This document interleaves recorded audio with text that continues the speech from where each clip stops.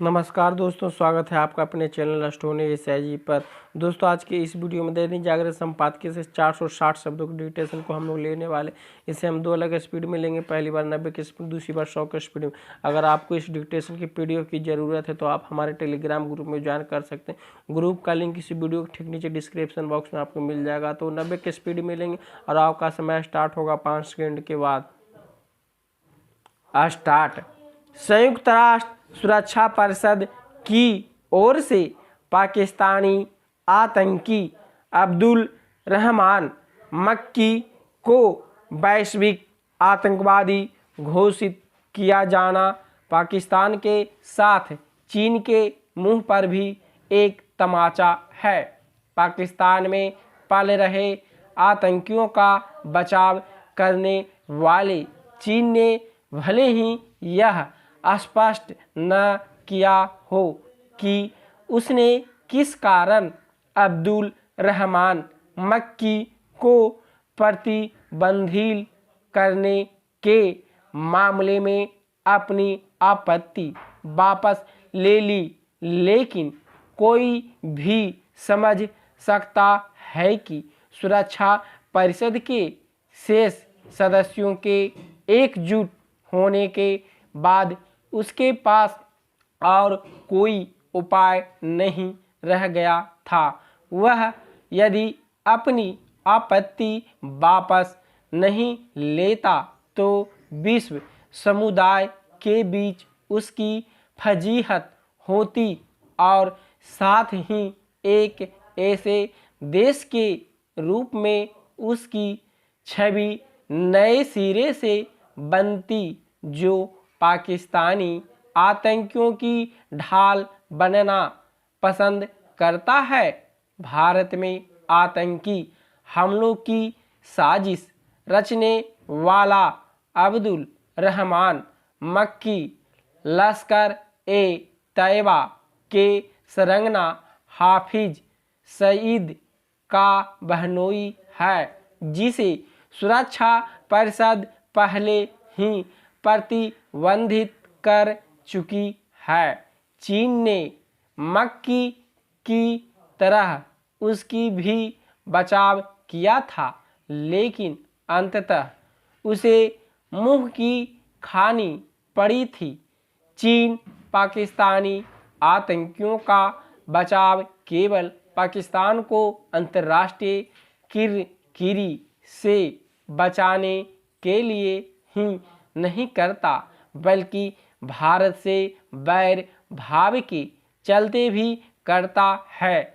यह बात और है कि इस कोशिश में वह अपनी जंग हसाई ही कराता है। निसंदेह संयुक्त राष्ट्र सुरक्षा परिषद की ओर से अब्दुल रहमान मक्की को वैश्विक आतंकी घोषित किया जाना भारत की कूटनीतिक मोर्चे पर एक बड़ी सफलता है। यह यही बताती है कि भारत पाकिस्तान के साथ साथ चीन के खिलाफ भी अंतर्राष्ट्रीय जनमत खड़ा करने में सक्षम है। उसे अपने इस कूटनीतिक कौशल का उपयोग पाकिस्तान पर और अधिक अंतर्राष्ट्रीय दबाव डालने में करना चाहिए। भारतीय नेतृत्व को पाकिस्तानी प्रधानमंत्री के इस प्रस्ताव पर नरमी दिखाने की कोई आवश्यकता नहीं की। वह भारत से बातचीत करना चाहते हैं। वैसे उन्होंने यह कहकर इसकी संभावना स्वयं ही खत्म कर दी कि बातचीत से पहले जम्मू कश्मीर में अनुच्छेद 370 की बहाली आवश्यक है। भारत को दो टूक कहना चाहिए कि ऐसा कभी नहीं होने वाला। पाकिस्तान से बातचीत करने से इसलिए भी बचा जाना चाहिए क्योंकि कंगाली की हालत में पहुंच जाने के बाद भी वह आतंकवाद को संरक्षण दे रहा है और इसी कारण भारत में पाकिस्तान प्रशिक्षित आतंकियों की घुसपैठ थमने का नाम नहीं ले रही है।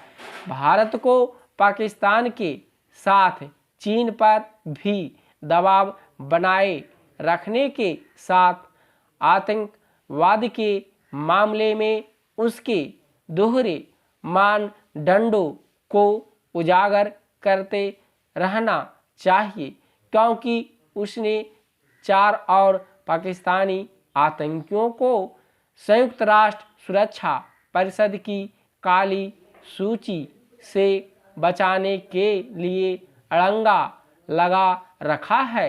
इनमें एक 26/11 हमले की साजिश रचने वाला आतंकी भी है, जिसके बारे में पाकिस्तान ने यह झूठ बोला था कि वह मर चुका है। स्टॉप।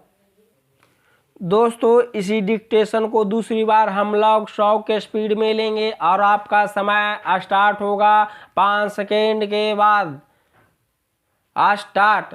संयुक्त राष्ट्र सुरक्षा परिषद की ओर से पाकिस्तानी आतंकी अब्दुल रहमान मक्की को वैश्विक आतंकवादी घोषित किया जाना पाकिस्तान के साथ चीन की मुंह पर भी एक तमाचा है।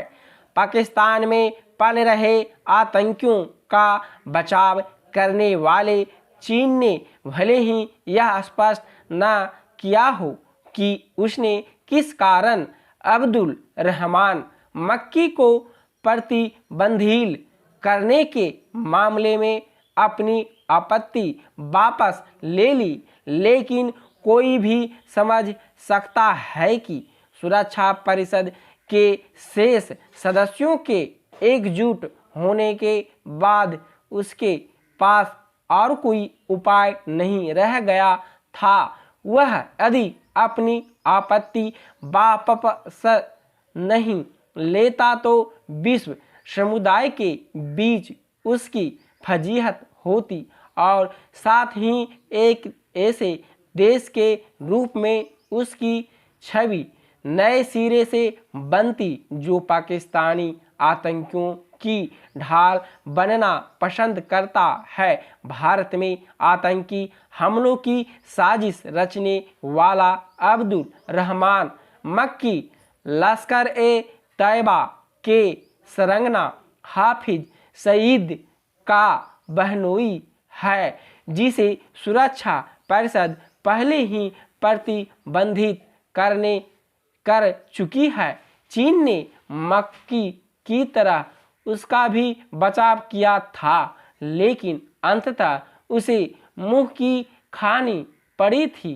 चीन पाकिस्तानी आतंकियों का बचाव केवल पाकिस्तान को अंतर्राष्ट्रीय किरकिरी से बचाने के लिए ही नहीं करता, बल्कि भारत से बैर भाव के चलते भी करता है।